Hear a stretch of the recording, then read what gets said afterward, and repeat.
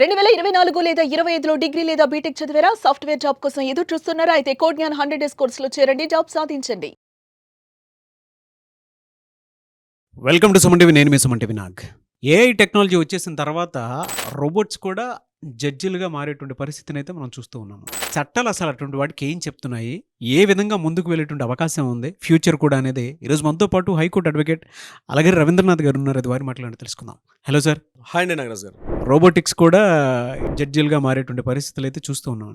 రాను రాను ఇది ఏ విధంగా ఉండేటువంటి అవకాశం ఉందంటారు? అండ్ ఇది కొన్ని తీర్పుల వరకే ఉండేటువంటి అవకాశం ఉందా, లేదంటే యూనివర్సల్గా ఉండేటువంటి అవకాశం ఉందని మనం భావించవచ్చు అంటారా? 1992లో పివి నరసింహారావు గారు ఆర్థిక సంస్కరణలు తీసుకొని వచ్చిన విషయం ప్రతి ఒక్కరికి తెలిసిందే. అప్పట్లో జీతాలకు కూడా చాలా ఇబ్బందులు పడే అవకాశం ఉండేది. 1992, 93 ఆ ప్రాంతంలో ఆయన ప్రధానమంత్రిగా వచ్చిన సమయంలో ఆయన తీసుకున్నటువంటి కొన్ని సాహసోపేత నిర్ణయాలు ఈరోజు మనం ఆ ఫలాన్ని మనం అందుకుంటున్నాం. ఈరోజు సుమారుగా ఒక 30 సంవత్సరాల తర్వాత, అంటే 30 ఏళ్ళని కాదు, చాలా సంవత్సరాల నుంచి ప్రతి ఒక్కరు కూడా 5 అంకెల జీతం రావడం, లగ్జరియస్ కార్లు, ఒక సోఫిస్టికేటెడ్ లైఫ్ స్టైల్ అనేది, కాస్త ఉద్యోగం చేసుకున్న వాళ్ళందరూ కూడా జాబ్స్ రావడం, ఇట్లాంటివన్నీ కూడా ఎవరు అవునన్నా కాదనుకున్నా పార్టీలకు అతీతంగా నేను చెప్తున్నాను. ఇందులో వ్యక్తిగతంగా నేను ఏ పార్టీని కూడా చెప్పడం నా ఉద్దేశం కాదు. ఒక వ్యక్తి తీసుకున్నటువంటి నిర్ణయాలు, పివి నరసింహారావు గారు అనే వ్యక్తి ప్రధానమంత్రి స్థాయిలో ఆ రోజు తీసుకున్న నిర్ణయాలు అప్పుడు కొంతమంది అవునన్నారు, కాదన్నారు. కానీ ఈరోజు మళ్ళా అటువంటి సాహసోపేత నిర్ణయాలే మోడీ గారు ఆధ్వర్యంలో తీసుకున్నారని కూడా మనం చెప్పుకోవచ్చు. అదే ఇప్పుడు మీరు చెప్పినటువంటి రోబో న్యాయ వ్యవస్థ. భారతదేశంలో ఏంటంటే ఈ 3 వ్యవస్థలు కూడా చాలా ఇంపార్టెంట్. శాసన వ్యవస్థ, కార్యనిర్వాహక అండ్ న్యాయ వ్యవస్థ. ఈ 3 చాలా ఇంపార్టెంట్. కొన్ని కోట్ల కేసులు ఈరోజు కోర్టుల్లో మూలిగిపోతున్నాయి. సరైన సమయానికి తీర్పులు రాక, అనుకున్న సమయానికి రాక, తీరా వచ్చే సమయానికి ఎవరైతే ఆ వాదులు కావచ్చు, ప్రతివాదులు కావచ్చు, వాళ్ళు చనిపోతూ ఉంటారు. ఏం చేయాలో అర్థం కాని చట్టాలు ఉన్నాయి, రాసుకున్నాం, పేజీల కొద్దీ గ్రంథాలు, రకరకాల చట్టాలు రాసుకున్నాం, ఏ కేసుకి ఎలా ఇవ్వాలో తెలుసు. కానీ సత్వర న్యాయం అన్నది ఈరోజు సామాన్యుడికి అందుబాటులో లేదు. ఇది ఎంతోమంది తెలిసిన విషయం.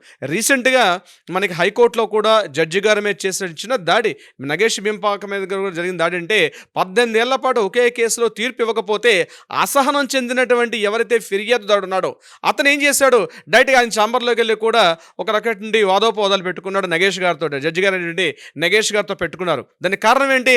అసహనం. అంటే అనేక వేల సంవత్సరాల పాటు అదే కేసు మీద నడుస్తూ ఉంటే, సో దీని మీద ఒక ఫుల్ స్టాప్ పెట్టాలి, దీని మీద ఏదైనా ఒక ట్రెమెండస్ ఒక స్టెప్ తీసుకోవాలి. ఏమిటి అంటే అప్పుడు తెలిసిందే ఈ రోబో జడ్జెస్ అన్నటువంటి ఈ విధానం అన్నది ఏ ఆధారిత ఉన్నటువంటి ఒక సిస్టమ్ అన్నది ఇంట్రడ్యూస్ చేయడం జరిగింది. ఏంటి సార్ రోబో జడ్జి అంటే?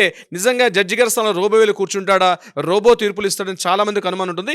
ఈ వీడియో చివరిదాకా చూస్తే ఆ డౌట్ కూడా క్లారిఫై అవుతుంది. రోబో జడ్జి అంటే ఏమిటి? ప్రతి చోట తెలుసు, జడ్జి గారి స్థానంలో ఒక సిస్టమ్ పెట్టుకుని కూర్చుంటారు. ఏ కేసు ఎప్పుడు ఇచ్చారు, హీరింగ్ ఎప్పుడు వస్తుంది, క్రాస్ ఎగ్జామినేషన్ అవుతుందా, జడ్జిమెంట్స్కి వచ్చిందా అన్నది ఆయన సిస్టమ్ చూసుకుంటూ మాట్లాడుతుంటారు. సో దానికి ఏం చేశారంటే రోబో టెక్నాలజీ, అంటే చిన్న కేసెస్ మీద, అంటే సత్వర న్యాయం వచ్చే చిన్న కేసులు, అంటే ట్రాఫిక్ ఉల్లంఘనలు, చిన్న పెట్టి కేసులు, చిన్న చిల్లర దొంగతనాలు, అదేవిధంగా చిన్నపాటి సివిల్ తగాదాలు, చిన్నపాటి సామాన్యంగా ఉన్నటువంటి ఇష్యూస్ మీద కూడా ఈ ప్రధానంగా ఉన్నటువంటి మర్డర్లు, దోపిడీలు ఏవైతే కేసులు ఉన్నాయో ఆ తీర్పులు ఇవ్వడానికి కోర్టుకి సమయాభావం సరిపోకపోవడం వల్ల జడ్జిమెంట్స్ చాలా సంవత్సరాల పాటు, చాలా రోజుల పాటు, నెలల పాటు, సంవత్సరాల పాటు కూడా డిలే అవుతుంది. అందుకని ఏం చేశారంటే ఈ రోబో ఆధారితంగా ఉన్నటువంటి ఈ యొక్క టెక్నాలజీ ప్రవేశపెట్టడం ద్వారా ఇమ్మీడియట్గా ఆయన సిస్టంలో ఏదైనా జడ్జి గారు ఉంటారు, అక్కడ రోబో అనే పర్సన్ అయితే ఉండడు. ఆ టెక్నాలజీని మాత్రం రోబో టెక్నాలజీ అంటున్నారు. అక్కడ జడ్జి గారు ఏం చేస్తారంటే ఏదైనా కేసు రాగానే ఇమ్మీడియట్గా అక్కడ ఉన్నటువంటి కేసెస్, ప్రీవియస్ ఆ కేసుకు సంబంధించి వేరే కోర్టులో ఏ రకం తీర్పులు ఇచ్చారు, అది జరిగిందా లేదా, నిజంగా అయినటువంటి కేసు హిస్టరీ స్టడీ చేసేటప్పుడు ఆ నిజంగా ప్రీవియస్ చేశాడా చేయలేదా, ఇవన్నీ కూడా పరిగణలో తీసుకొని ఇమ్మీడియట్గా ఫ్రాక్షన్ ఆఫ్ సెకండ్స్లో, కొద్ది రోజుల్లోనే, కొద్ది నిమిషాల్లోనే వాటిని కూడా తీర్పులు వచ్చే విధంగా ఆ రకం టెక్నాలజీని వాడడం కోసం చెప్పి ఒక ముందడుగు ప్రయత్నం అయితే చేశారు.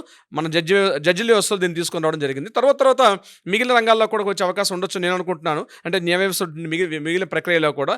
బట్ ఏదేమైనప్పుడు కూడా ఈరోజు రోబో జడ్జెస్ నియామకంలో అక్కడ జడ్జి గారి స్థానంలో వీటికి ఇవ్వడం జరిగింది. వీటికి అక్కడ ఆ టెక్నాలజీ, ఏఐ టెక్నాలజీ అనేది దాన్ని సపోర్ట్ చేయడం జరిగింది. సో ఇది ఎవరికి ఇస్తారు అంటే జిల్లా స్థాయిలో, రాష్ట్ర స్థాయిలో, అంటే జిల్లా స్థాయిలో కానీ, లేకపోతే మున్సిపల్ స్థాయి కాకుండా జిల్లా స్థాయి, సెషన్స్ కోర్టు స్థాయి, మెట్రోపాలిటన్ స్థాయిలో ఉండే జడ్జిలకి స్పెషల్గా ట్రైనింగ్ ఇవ్వడం కోసం చెప్పి ఒక 70 నుంచి 80 మందికి రీసెంట్గా భారత ప్రభుత్వం సమాచార మంత్రిత్వ శాఖ ఆధ్వర్యంలో వీళ్ళందరినీ కూడా తీసుకొని సింగపూర్, ఎస్తోనియా, చైనా ఈ ప్రాంతాలను తీసుకెళ్ళి అక్కడ విధానం ఎలా పనిచేస్తుంది అన్నది ఒక ట్రైనింగ్ కూడా ఇవ్వడం జరిగింది. ఆల్రెడీ ఒక బ్యాచ్ వెళ్ళారు, ఇప్పుడు 2 బ్యాచెస్ వెళ్ళారు. ఆ 2 బ్యాచెస్ కూడా ఇప్పుడు నేను చెప్పిన ప్రదేశాలకు వెళ్ళి వాళ్ళు ట్రైనింగ్ తీసుకొని కూడా రావడం కూడా జరిగింది. ఆ ట్రైనింగ్ తర్వాత వీళ్ళు ఇక్కడ జాయిన్ అయ్యి అంటే మొదటి స్థాయిలో ఏం చేశారంటే ముంబై, పూణే, అలహాబాద్ ఈ ప్రాంతాల్లో ఉన్నటువంటి వాటిలో ఒక ప్రయోగాత్మకంగా ఒక టెస్టింగ్ పీరియడ్గా అవుతుందా కాదా చూద్దాం అని చెప్పి స్టార్ట్ చేశారు. బట్ రిజల్ట్ ఎలా వచ్చిందంటే మిగిలిన తీర్పులు అంటే వితౌట్ ఏఐ టెక్నాలజీతో కాకుండా బిఫోర్ ఇచ్చిన తీర్పులకి తర్వాత ఏఐ టెక్నాలజీ వాడిన తర్వాత వచ్చిన తీర్పులకి 15 to 25% వేరియేషన్ కనిపిస్తుందని చెప్పి నివేదికలు కూడా తెలుపుతున్నాయి. అంటే పాజిటివ్ వేవ్ లెంగ్త్ కనిపిస్తుంది. ఇదంతా కూడా Indian institute of public administration అని చెప్పి మన భారత ప్రభుత్వ వ్యవస్థ ఆధారంలో ఉంటుంది. ఇది ఎక్కడ ప్రైవేట్ వ్యక్తులు కానీ ప్రైవేట్ వాళ్ళ ఆధారం కాకుండా ప్రభుత్వమే దీన్ని పూర్తిగా చొరవ తీసుకొని ఒక టీంని ఏర్పాటు చేసి ఆ టీం ద్వారా నేను తీసుకెళ్లి ట్రైనింగ్ కూడా ఇప్పించడం జరుగుతుంది. సో దీనివల్ల ఏమవుతుందంటే ఇప్పుడు నేను చెప్పినటువంటి ఈ చిన్న చిన్న పెట్టి కేసులు ఇవన్నీ కూడా సత్వరమే న్యాయం వచ్చే అవకాశం కూడా ఉంటుంది.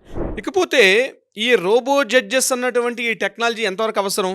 మొన్న రీసెంట్గా లెక్కలు తీస్తే ప్రభుత్వ యొక్క అధికారుల లెక్కలు చూస్తే మామూలుగా కొన్ని ప్రత్యేక ప్రదేశాలు చూస్తే 3.5 కోట్లకు పైబడి కేసులు పెండింగ్ ఉన్నాయట. 3.5 కోట్ల కేసులు పెండింగ్.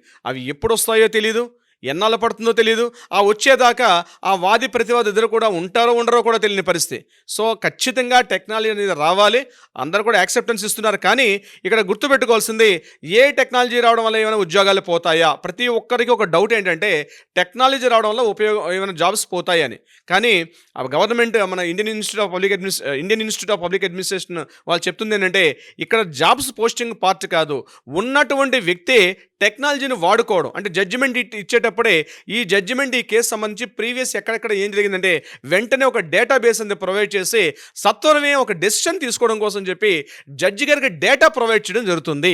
సో అక్కడ ఇంపార్టెంట్ అక్కడ జడ్జి గారికి ఆ 2 కేసులు ఉన్న తర్వాత ఇప్పుడు మరలా 1 వీక్ తర్వాత ఆయన వాయిదా వేస్తారు. వాయిదా వేసిన తర్వాత మరలా ఈ కేసుకి ఏం చెప్పాను 5 days బ్యాక్ అంటే కాస్త మళ్ళీ నోట్స్ తిరగేసుకొని చూసి దానికోసం కొంత సమయాన్ని టైంని కేటాయించడం కాకుండా ప్రెజెంట్ అప్పటికప్పుడే ఈ కేసుని కూడా ఆయన మరలా వాయిదాలు వేసుకుంటూ వెళ్లకుండా అతి తొందరలోనే ఎక్కువ టైం కాకుండా 30 days లోపలే ఈ ముఖ్యంగా ఇప్పుడు నేను చెప్పినటువంటి ఈ ట్రాఫిక్ చలనాలు వీటిని ఉల్లంఘించడం, ఈ చిన్న చిన్న పెట్టి కేసులు, సివిల్ కేసులు, దొంగతనాలు ఇటువంటి సామాన్య కేసుల్లో తొందరగా నిర్ణయం ఇవ్వడానికి 30 days లోపలే కేసు ఫైల్ చేసిన 30 daysలోనే రిజల్ట్ వచ్చే అవకాశం విధంగా ప్రయత్నం చేస్తున్నారు. కానీ పెద్దైనటువంటి పెద్దైనటువంటి నేరాలు ఏవైతే ఉంటాయో మర్డర్స్, దొంగతనాలు, రేపులు పెద్ద ఉన్నటువంటి కేసుల్లో మాత్రం ఇంకా టెక్నాలజీని ఇంకా ఇన్వాల్వ్ చేయట్లేదు.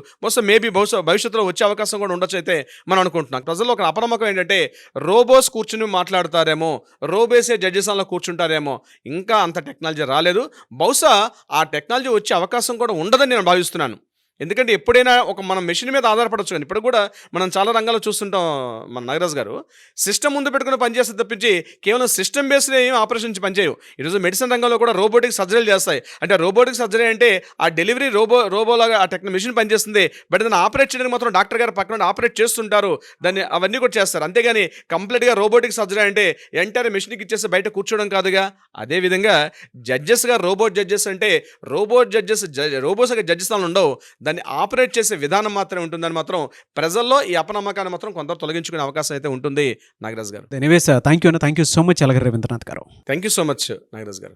సుమన్ టీవీలో మీ పర్సనల్ అండ్ బిజినెస్ ప్రమోషన్స్ కోసం కింది నెంబర్కి కాంటాక్ట్ చేయండి.